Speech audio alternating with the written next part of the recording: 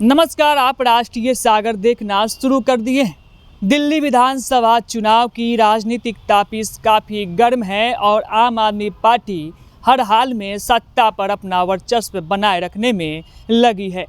पूर्व मुख्यमंत्री अरविंद केजरीवाल ने चुनावी कैंपेन की कमान खुद संभाल रखी है और कमज़ोर दुर्ग को मजबूत करने में लगे। मोटिवेशनल स्पीकर और मशहूर ऑनलाइन शिक्षक अवध ओझा ने आम आदमी पार्टी से सियासी पारी का आगाज़ किया है। केजरीवाल ने सोमवार को अवध ओझा को पार्टी की सदस्यता दिलाई और माना जा रहा है कि वो दिल्ली से चुनाव में किस्मत आजमा सकते हैं। सोशल मीडिया के जरिए चर्चा के केंद्र में रहने वाले अवध ओझा सर ने दिल्ली विधानसभा चुनाव से पहले आम आदमी पार्टी का दामन थाम लिया।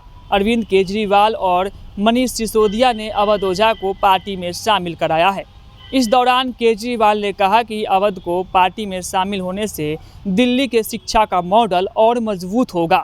उनके अनुभव और दृष्टिकोण से हमारी शिक्षा नीति नई दिशा मिलेगी। शिक्षा को लेकर हमारी पार्टी की नीतियां और काम से प्रेरित होकर उन्होंने पार्टी में शामिल हुए हैं। बाबा साहब के सपनों को पूरा करने के लिए मिलकर काम करेंगे। आम आदमी पार्टी की सदस्यता लेने के बाद अवध ओझा ने कहा कि अरविंद केजरीवाल और मनीष सिसोदिया ने मुझे राजनीति में आकर शिक्षा में काम करने का अवसर दिया है। उन्होंने कहा कि शिक्षा समाज, परिवार और राष्ट्र की आत्मा है। जितने भी देश महान हुए हैं उनके बैकग्राउंड में कहीं ना कहीं शिक्षा का योगदान रहा है। अवध ओझा ने कहा कि राजनीति में आकर शिक्षा का विकास मेरा सर्वोत्तम उद्देश्य है। इस तरह साफ है कि आम आदमी पार्टी और अवध ओझा दोनों शिक्षा को केंद्र में रखकर सियासी एजेंडा सेट कर रहे हैं। उत्तर प्रदेश के गोंडा जिला के रहने वाले अवध ओझा मोटिवेशनल स्पीकर और ऑनलाइन कोचिंग शिक्षक के तौर पर मशहूर है।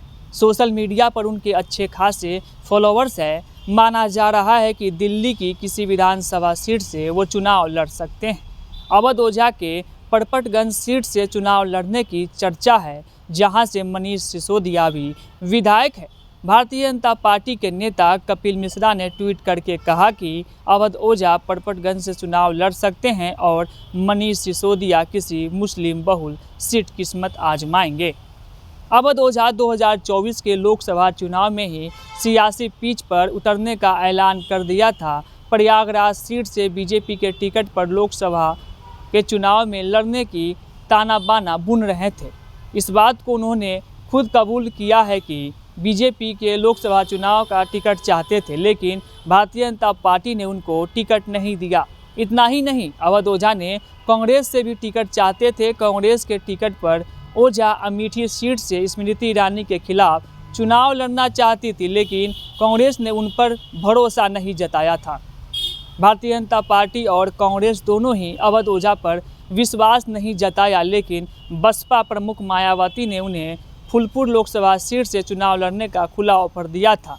इस बात को अवध ओझा ने सार्वजनिक रूप से स्वीकार किया था और कहा जाता था कि मायावती ने मुझे फूलपुर से चुनाव लड़ने के लिए कहा था, लेकिन मैं कांग्रेस से अमेठी और भारतीय जनता पार्टी से प्रयागराज में चुनाव लड़ना चाहता था। अब दिल्ली विधानसभा चुनाव से पहले आम आदमी पार्टी का दामन थाम लिया है। कांग्रेस और भारतीय जनता पार्टी से टिकट नहीं मिलने के कारण उन्होंने अपना प्लान बदल दिया था और आम आदमी पार्टी का दामन थाम लिया है।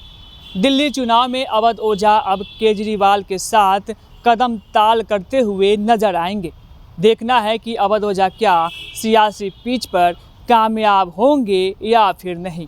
जिस प्रकार से 2025 में दिल्ली में, बिहार में जो है विधानसभा का चुनाव होना है, उससे पहले जितने भी नेता हैं एक दूसरे दल को छोड़कर किसी न किसी दूसरे दल का साथ ले रहे हैं। इसी कड़ी में जो है सोशल मीडिया पर मशहूर शिक्षक, देश के जाने माने शिक्षक अवध ओझा ने जो है आज दिल्ली के पूर्व मुख्यमंत्री अरविंद केजरीवाल और दिल्ली के पूर्व शिक्षा मंत्री मनीष सिसोदिया की उपस्थिति में जो है आम आदमी पार्टी का दामन थाम लिया है। बहरहाल इस खबर में इतना ही। रोशन कुमार, राष्ट्रीय सागर, पटना।